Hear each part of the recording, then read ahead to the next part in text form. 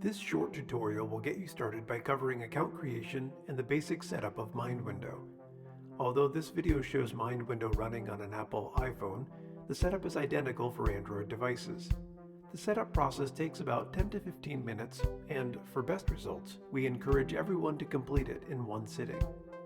After installing and launching MindWindow, you will find yourself at the sign-in screen where an alert will ask you if you want to create a new account. Select Yes. MindWindow will present you with several forms for your review. These outline how we maintain the privacy of your account, how your information will be used in research, and the limitations of responsibility the university has in regards to the functioning of the app. All statements have been approved by the Institutional Review Board of the University of Arizona and represent the highest level of responsibility for research. These forms will always be available at the MindWindow website. After reviewing the initial forms, MindWindow will redirect you to the sign-in screen. Enter in both a username and password and press the Create button.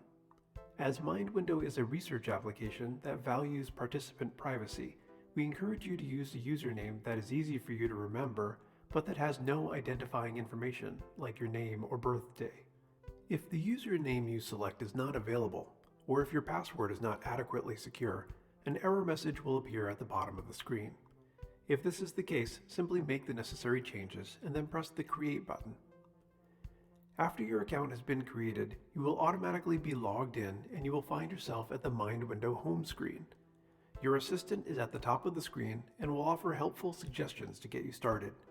At the bottom of the screen, you will see the navigation bar, from which you can move between the different screens of the app. In order to complete the account setup, a number of questions will need to be answered. They will need to be finished before MindWindow can start sending you notifications. To get started, click on the Account button in the navigation bar. On this screen, we can see a number of options. Some have an empty circle to the left of their name. When your setup is complete, each of these will be filled in with a green check mark.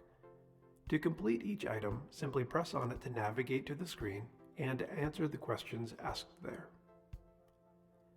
The demographics screen has a number of questions regarding how you might fit into groups within the overall population.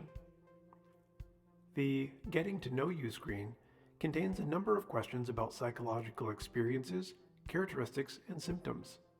It is very important that these are answered as truthfully as possible so that MindWindow researchers can make the most accurate scientific findings.